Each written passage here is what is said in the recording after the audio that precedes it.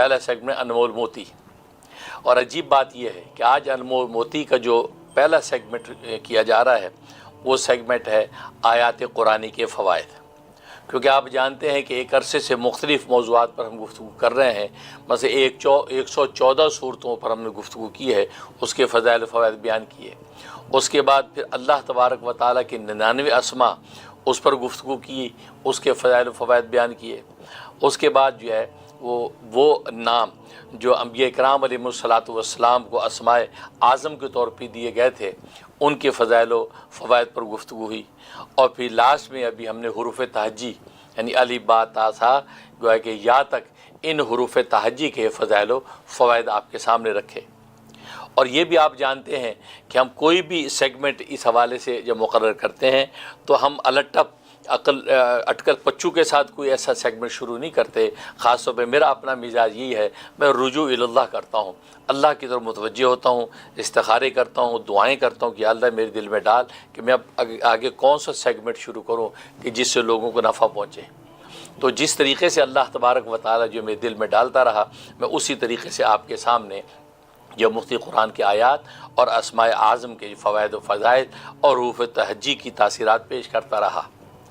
اب ظاہر ہے کہ لاسٹ پروگراموں میں ہمارے حروف تہجی مکمل ہو چکے تھے، گویا کہ 28 پروگرام اس کے مکمل ہوئے، اور ظاہر ہے کہ پورے کی فیڈ بیک پر گفتگو کرنے کی ضرورت نہیں ہے، کیونکہ ایک عالم کا عالم الحمدللہ اس سے جو ہے نفع حاصل کر رہا ہے اور بہترین فیڈ بیک دیتا ہے کہ ان کو بہت فائدہ پہنچا ہے۔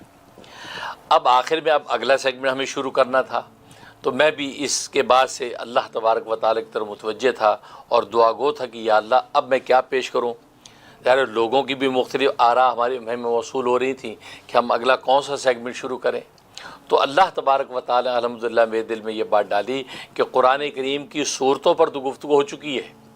کہ ایک ایک صورت کے مکمل فائدہ میں بیان کر دیے، لیکن صورتوں کی الگ الگ آیات کے حوالے سے جو آیات اس پہ پر تاثیر اور پر نور ہیں اور جس کے مستقل الگ کوئی فوائد ہیں ان آیات پر گفتگو ہونی چاہیے۔ تو یہ بات دل میں آئی کہ آیات قرآنی یعنی قرآن کریم کی وہ آیات جن آیتوں کے اندر ارسال کوئی ایسی تاثیر ہے کسی خاص مقصد کے لیے اس کو پیش کیا جائے، لہٰذا اس کا عنوان میں نے قائم کیا آیات قرآنی کی جو ہے وہ کے فوائد۔ تو آیات قرآنی کے فوائد کے عنوان سے آج ہم پہلا سیگمنٹ اس کا افتتاح کر رہے ہیں، اور یہ سورہ بقرہ سے ہم شروع کر رہے ہیں۔ سورہ فاتحہ تو خود ایک چھوٹی سی سورت ہے، اس کے فضائل و فوائد تفصیل سے بیان کیے جا چکے ہیں۔ اب سورہ بقرہ کے اندر کون کون سی وہ آیتیں ہیں جن آیتوں کی کسی خاص مقصد کے لیے کوئی تاثیر ہے، ان آیتوں پر انشاءاللہ ہم گفتگو کریں گے۔ اور میں نے جو ہے اپنی سوچ بچار کے بعد اس نتیجے پہنچا ہم 4 آیتوں پر گفتگو کیا کریں ایک پروگرام میں، اسے ایک جو آیت کی کہ 2-3 فوائد بیان کر دیے، دوسری آیت کے 2-3 فوائد بیان کر دیے، تو ہر پروگرام میں 4 آیتیں آپ کے سامنے پیش کیا کریں۔ تو یہاں سے وہی ہوا کہ آج ہم الحمدللہ 4 آیتیں آپ کے سامنے لائے ہیں اور سورہ بقرہ کی، اور ان کی جو بھی تاثیر ہوگی جو فوائد ہوگے وہ ہم آپ کے سامنے رکھیں گے، اور آپ اپنے جو بھی مقاصد میں ان کو استعمال کر سکتے ہیں جائز طریقے سے اور پورے صدق و اخلاص کے ساتھ اس سے نفع اٹھائیں، اور ظاہر ہمارے لیے عظیم صدقہ جاریہ ہوگا۔ تو گویا کہ یہ پہلا اور نیا سیگمنٹ ہے آیات قرآن کے فوائد۔ اس حوالے سے سب سے پہلے جو ہے ہم آیت پیش کرتے ہیں، اور وہ آیت ہے سورہ بقرہ کی آیت نمبر 71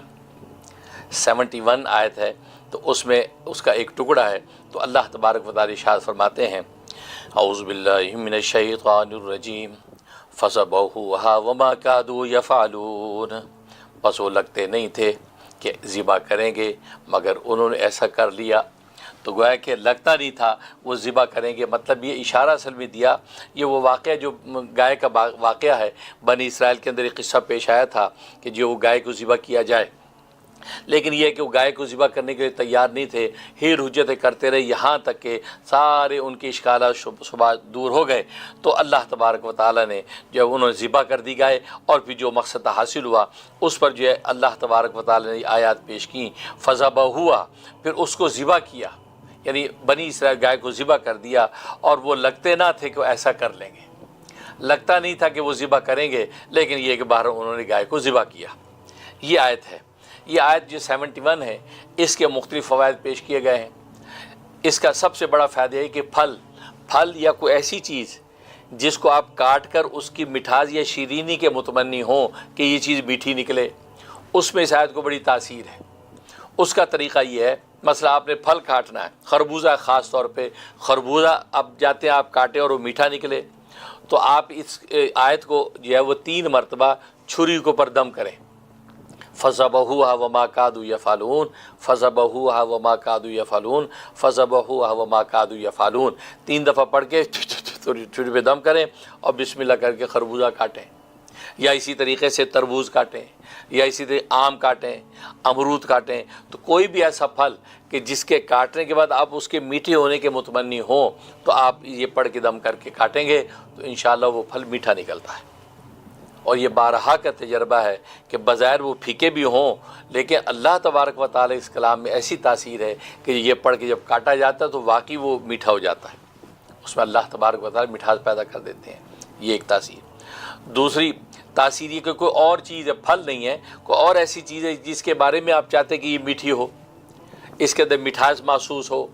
ایسا چاہتے ہیں تو وہ اس چیز کو بھی آپ جب اس یہ 3 مرتبہ آیت پڑھ کے دم کر کے بسم اللہ کر کے کاٹیں گے تو اس چیز کے اندر اللہ تبارک و تعالی مٹھاس پیدا کر دیں گے۔ تو گویا کہ یہ اس آیت کی تاثیر ہے۔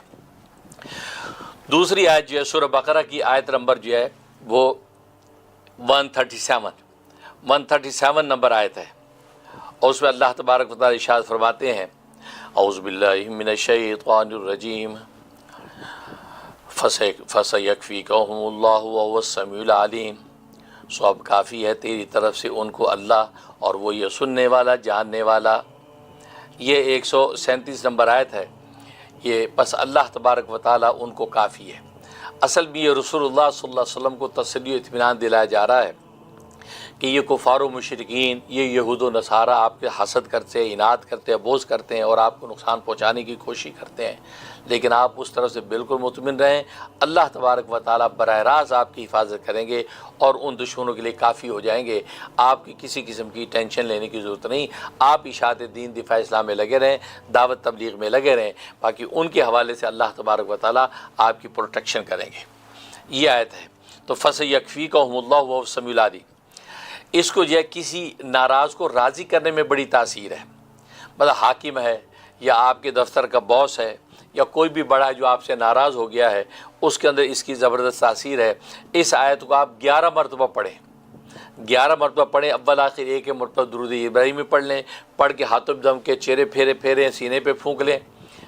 اور وہ شخص جا کے ملے، انشاءاللہ اللہ تبارک و تعالی اس کے دل کو مہربان کر دیں گے اور اس کے دل کی ناراضگی دور ہو جائے گی۔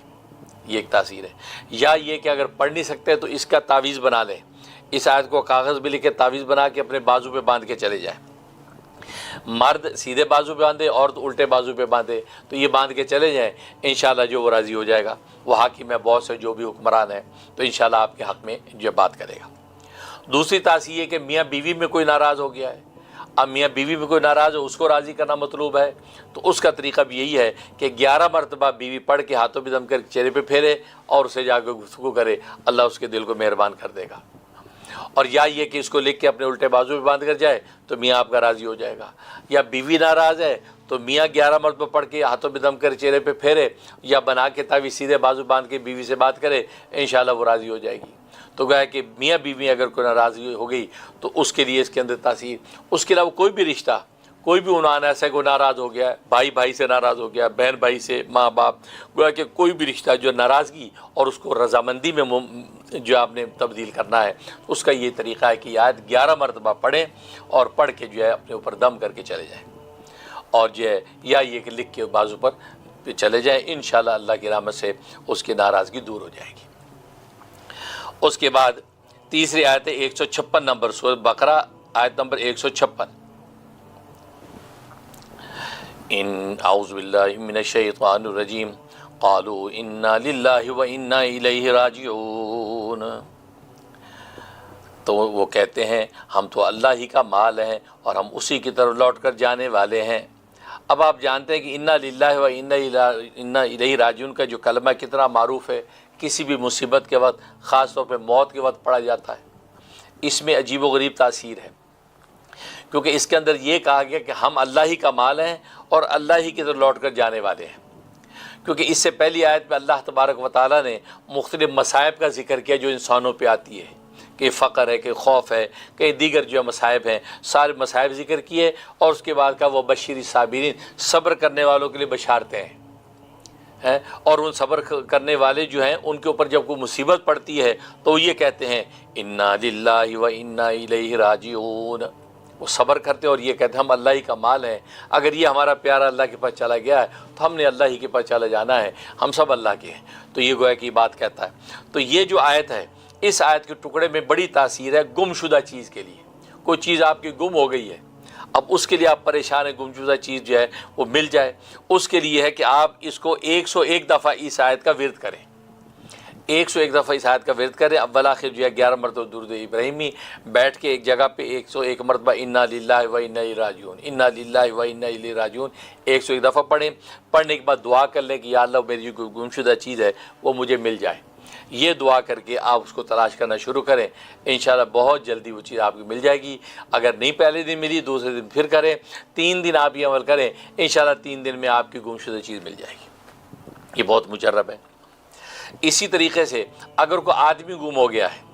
اب آدمی گم ہو گیا ہے تو اب اس کے لیے کیا کریں؟ اس کا بھی یہ طریقہ ہے کہ آپ اس آدمی کے نام کے عدد نکال لیں۔ اس آدمی کا نام مثلا علی ہے،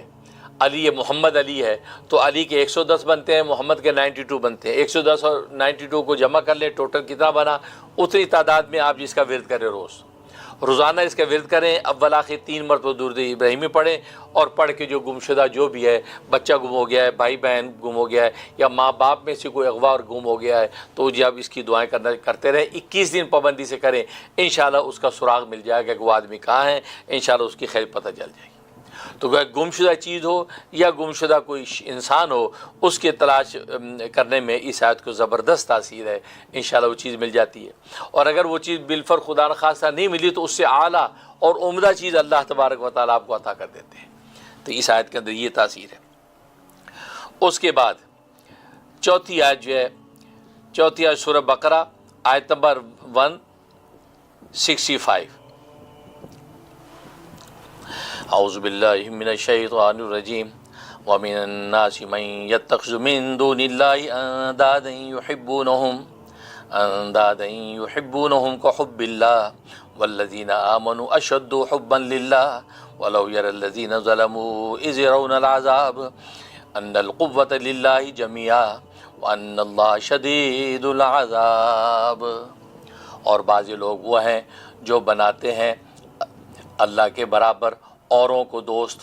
ان کی محبت ایسی رکھتے ہیں جیسی محبت اللہ کی، اور ایمان والوں کو اس سے زیادہ تر ہے محبت اللہ کی۔ اور اگر دیکھ لیں یہ ظالم اس وقت کو جب کہ دیکھیں گے عذاب کہ قوت ساری اللہ ہی کے لیے ہے، اور یہ کہ اللہ کا عذاب سخت ہے۔ یہ گویا کہ اللہ نے اس آیت میں عنوان بیان کیا ہے۔ اب اس آیت کی زبردست تاثیریں ہیں۔ یہ آیت جو کسی کو مہربان کرنے کے لیے زبردست ہے، کیونکہ مشرکین مکہ کے حوالے سے اللہ شکایت کر رہے ہیں کہ مشرکین مکہ اپنے بتوں کی ایسی پوجا پاٹ، ایسی محبت کرتے ہیں جیسی کہ محبت اللہ سے ہونی چاہیے تھی، لیکن یہ ظالم شرک کر کے اس جو ہے وہ معبود باطل کی محبت میں ایسے سرگرداں ہیں۔ لیکن فرمایا کہ ایمان والے، ان کی محبت کا عالم یہ ہے کہ وہ اللہ تعالیٰ سے محبت ایسی کرتے ہیں کہ ایسی محبت کوئی دوسرا نہیں کر سکتا۔ سب سے زیادہ محبت ایمان والوں کو اللہ سے ہے، کہ یہ عنوان ذکر کیا، اور پھر بتایا کہ ظالم دنیا کے اندر تو یہ حرکتیں کر رہے ہیں، لیکن یہ کل روز قیامت میں عذاب الہی کا نظارہ دیکھیں گے تو تب پتہ چلے گا یہ ساری قوت تو اللہ کی ہے۔ یہ بت جن کی پوجا ہم کر رہے تھے، 360 بت ہم نے بیت اللہ میں سجا رکھے تھے، ان کے پاس تو کوئی قوت ہی نہیں ہے، کسی کام کے نہیں ہے، ہم ان کو اپنا سفارش سمجھتے تھے۔ آج جو بہت سے جو وہ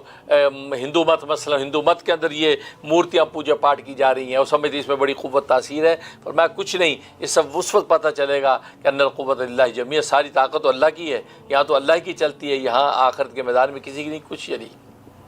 تو وہاں ان کو پتہ چلے گا کہ اللہ کا عذاب کتنا سخت ہے۔ تو یہ آیت اب اس کو جو ہے کسی کو مہربان کرنے کے لیے زبردست تاثیر ہے۔ مثلا اگر یہ ہے کہ شوہر کو مہربان کرنا ہے، شوہر بیمار یعنی ناراض ہے، تو اس کے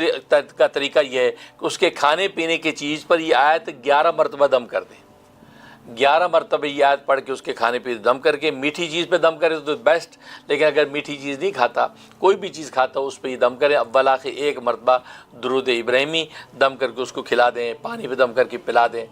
انشاءاللہ جب پہلے دن ہی اس تاثیر اس کی ظاہر ہو جائے گی، ورنہ 11 دن آپ یہ پورا کر لیں، انشاءاللہ شوہر آپ سے محبت کرنے لگے گا۔ یا اسی طرح سے بیوی ناراض ہے، وہ محبت نہیں کرتی، تو شوہر اس کے لیے دم کر سکتا ہے۔ تو کوئی بھی شخص جو ناراض ہے، جس کو مہربان کرنا مطلوب ہے، اس کے لیے پڑھ کے آپ دم کریں گے تو زبردست تاثیر ہے۔ اب رہا بعض دفعہ ایسا رشتہ کہ دور ہے، قریب ہے نہیں کہ اس کو دم کر کے پلا سکیں، اس کا طریقہ یہ ہے کہ یہی آیت 41 مرتبہ پڑھیں، 41 ٹائم پڑھیں، پڑھ کے جو ہے وہ اس کی اگر کوئی تصویر ہے تو اس کی تصویر کو پر 3 دفعہ پھونک دیں، یا تصور میں اس کو پر دم کریں، اور کوئی چیز اپنے پاس ہے کہ چینی اگر تو بیسٹ ہے، چینی یا شکر اس کے اوپر دم کریں، اور چینی اور شکر جو ہے وہ کسی ایسی جگہ پھینک دیں جہاں چونٹیاں کھائیں یا چونٹیاں کھا لیں، پر یہ کر دیں، انشاءاللہ وہ شخص جو دور بیٹھا ہے وہ انشاءاللہ آپ کی محبت میں گرفتار ہو جائے گا۔ اور ظاہر ہے کہ جائز محبت کے لیے ہے، ناجائز محبت کے لیے کرنا بالکل حرام ہے، تو جائز محبت کے لیے آپ یہ عمل کریں، کمال کی چیز ہے۔ بیوی روٹ کے اگر میکے چلے گی، آپ یہاں دم کر کے چونٹیوں کو چینی کھلاتے رہیں، انشاءاللہ دیکھنا 11 دن کے اندر بیوی واپس آ جائے گی۔ شوہر جو ناراض ہو کے نکل گیا، اس کے دم کریں، یا اور کوئی بیٹا ہے، آج کل کی دنیا میں بیٹے جو ہے وہ ٹین ایج یا یوتھ جو ہے وہ فوراً بوتھ بنا لیتی ہے، بوتھ بنا کے گھر سے نکل گئی، اب اس کی بوتھی سیدھی نہیں ہوتی، اب کیا کریں؟ آپ اللہ کی طرف رجوع کریں، آپ زیادہ سرگردہ نہ ہوں، اللہ کی طرف رجوع کریں، یا اللہ تیرے دل میں سب انسانوں کے جو ہے دل ہیں، تیرے 2 انگلیوں میں سب کے جو ہے جو دل ہیں، آپ اس کو گھسیٹ کے میرے پاس لے آئیے۔ آپ یہ پڑھنا شروع کر دیں اور اس کے اوپر دم کریں، تصور میں یا تصویر پہ، اور چینی پہ دم کر کے چونٹیوں پہ ڈالتے رہیں، آپ دیکھیں تماشا، انشاءاللہ وہ لونڈا کیسے جو ہے آپ کی محبت میں گرفتار ہو کے واپس گھر آئے گا۔